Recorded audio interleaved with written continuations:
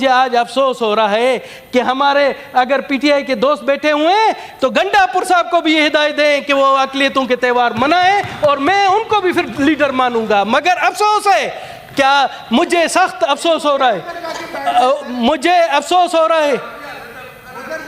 क्यों उधर आप, जब मुझे मेरी सीट है आप मुझे डिटेक्ट नहीं कर सकते हो।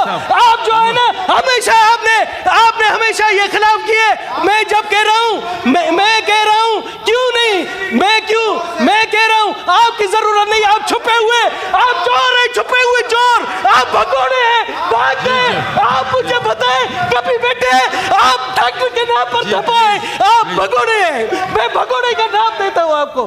आप ये और से खुशी का सर खुशी का है। मैं तो इन्हें कह रहा हूँ, मैं कह रहा हूँ गंडापुर साहब मनाए, मैं उनको भी लीडर, इनको पता नहीं क्या, मैं समझता हूँ मिर्ची सी लग जाती है सर, पता नहीं क्या होता है। दिवाली जिसे दीपावली भी कहा जाता है, आज पाकिस्तान समेत पूरी दुनिया की हिंदू बिरादरी बड़े जोश और खरोश से अपना मजहबी त्यौहार मना रही है।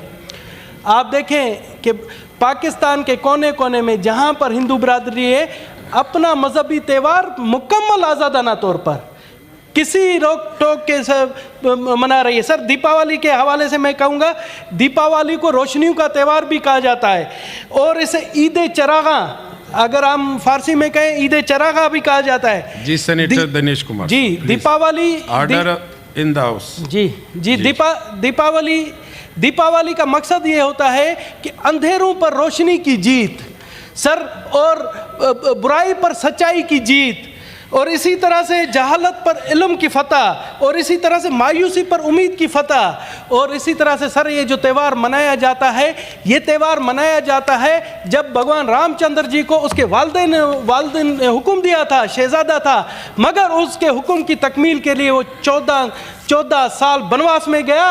और ये मैं बताऊं कि इस बनवास के दौरान उन्होंने बलोचिस्तान के जंगलात में भी वो आए थे जहाँ पर हिंगलाज माता का तीर्थ आस्थान है। सर ये एक हिंदू बिरादरी के लिए बहुत बड़ा त्यौहार है।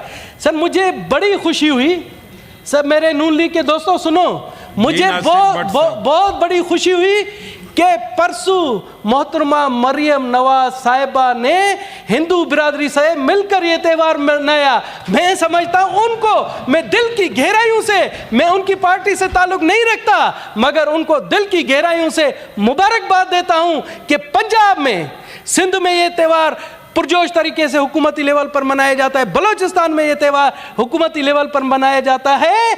मगर आज मोहतरमा मरियम नवाज ने इसकी इब्तदा पंजाब से की, जिसके लिए पूरे पाकिस्तान की हिंदू बिरादरी और पूरी दुनिया की हिंदू बिरादरी उनकी शुक्रगुजार है सर। और उन्होंने जिस तरह से मजहबी हम आहंगी का पैगाम दिया, मैं बहुत ही खुश हुआ कि हमारी लीडर हैं। मैं समझता हूं मरियम नवाज को आज से मैं अपनी लीडर मानता हूं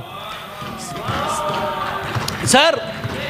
इसी तरह से जिस तरह से बलूचिस्तान में ये दिवाली का या क्रिसमस का या कोई भी दूसरे त्यौहार होते मनाए जाते हैं, मैं समझता हूं मुझे आज अफसोस हो रहा है कि हमारे अगर पीटीआई के दोस्त बैठे हुए हैं तो गंडापुर साहब को भी ये हिदायत दें कि वो अक़लियतों के त्यौहार मनाएं और मैं उनको भी फिर लीडर मानूंगा। मगर अफसोस है, क्या मुझे सख्त अफसोस हो रहा है, मुझे अफसोस हो रहा है। क्यों उधर आप, जब मुझे मेरी सीट है आप मुझे डिटेक्ट नहीं कर सकते हो। आप जो है ना हमेशा आपने हमेशा ये खिलाफ किए। मैं जब कह रहा हूं मैं कह रहा हूं क्यों नहीं, मैं कह रहा हूं आपकी जरूरत नहीं। आप छुपे हुए, आप चोर है, छुपे हुए चोर, आप भगोड़े हैं, भाग गए। आप मुझे बताएं कभी बेटे आप डॉक्टर के नाम पर छुपाए, आप भगोड़े हैं। मैं भगोड़े का नाम देता हूं आपको। आप ये और से खुशी का सर खुशी का है। मैं तो इन्हें कह रहा हूँ, मैं कह रहा हूँ गंडापुर साहब मनाए, मैं उनको भी लीडर, इनको पता नहीं क्या, मैं समझता हूँ मिर्ची सी लग जाती है सर, पता नहीं क्या होता है। मिर्ची वाला लफ्ज जो है ये सर मैं हैरान हूँ, दिनेश साहब आप बात करें। खुशी का मौका है सर, खुशी का मौका है, मगर मुझे समझ नहीं आता है डॉक्टर साहब को क्या तकलीफ है। मैं खुशी के मौके पर बात कर रहा हूँ, डॉक्टर साहब को पता नहीं डॉक्टर साहब किस मिर्चें लगी हुई हैं। आप अपने टाइम पे इस तरह नहीं होगा जी सर। जिस टाइम आप इनका सर डॉक्टर साहब आप बात करें, आप बात करें, आप बात करें। दिनेश साहब जी मीठी सर। मीठी गल्ले करें। जी सर, मैं यही कह रहा हूं, मैंने यही कहा कि मैं गंडापुर साहब से रिक्वेस्ट करता हूं कि वहां भी मिनॉरिटी है, अकलियतों को बुलाकर एक केक काटने में कोई हर्ज नहीं होता।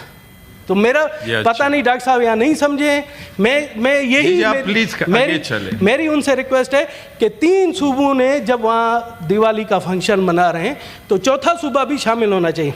जनाब आला, वो मैं सियासत में नहीं जाना चाहता हूँ, प्लीज जी सियासत में नहीं जाना चाहता हूँ। जनाब आला, पाकिस्तान पर जहाँ कहा जाता है कि मजहबी इंतहा पसंदी है, जहाँ पाकिस्तान को बदनाम किया जाता है, तो मैं उन अक्ल के अंधों को कहना चाहता हूँ कि आप आएँ, आप देखें कि पाकिस्तान में अक़लियती बिरादरी अपने त्यौहार किस तरह बड़े मजहबी जोश और जज्बे से मनाते हैं, और ये हम पूरी दुनिया को बता देना चाहते हैं कि पाकिस्तान में अक़लियती बिरादरी आज़ाद है। जिस तरह से कायद आज़म मोहम्मद अली जिन्ना ने अपनी स्पीच में कहा था, पाकिस्तान बनने से एक दिन पहले सिंध असेंबली में उन्होंने खिताब किया था, उन्होंने कहा था कि हिंदू अपने मंदिर में जाने के लिए आज़ाद है, क्रिश्चियन अपने चर्च में जाने के लिए आज़ाद है, सिख अपने गुरुद्वारे में जाने के लिए आज़ाद है। आज वो अमली तौर पर साबित हो रहा है सर, और इस चीज़ में समझता हूँ कि बैनुल मज़ाहिब हमायंगी की मिसाल आपको इस तरह जिस तरह से पाकिस्तान में और स्पेशली मैं कहूँगा सूबे बलूचिस्तान में जो मजहबी हमायंगी है उसकी मिसाल पूरी दुनिया में आपको कहीं नहीं मिलेगी। आप देखें कि हिंगलाज माता का मंदिर है, वहाँ पर सिंध और पूरे पाकिस्तान से सालाना 10 लाख यात्री आते हैं और वहाँ पर कभी किसी ने शिकायत नहीं की, पुरअमन तरीके से अपनी मजहबी इबादत करते हैं। सर, इससे बड़ी मजहबी और आज़ादी क्या हो सकती है? जनाब आला, थोड़ा सा मैं आता हूँ कुछ गलत लोगों के जहन में है। मुझे अफसोस होता है कि कुछ पढ़े लिखे लोग जो जब बातें करते हैं, सर मुझे जाहिलों से परवाह नहीं, जो कभी कभार मुझे अफसोस होता है पढ़े लिखे लोग जब इंडिया और पाकिस्तान का मैच होता है तो मुझे एक दोस्त है यहाँ पर, मेरा कुलीग है, बोलता है दिनेश कुमार आप तो इंडिया की हिमायत कर रहे होंगे, पाकिस्तान और इंडिया का मैच। मैंने कहा दिनेश कुमार की ये धरती जन्मभूमि है, दिनेश कुमार का पाकिस्तान माँ है, और कोई गैरतमंद बेटा अपने माँ के खिलाफ नहीं जा सकता।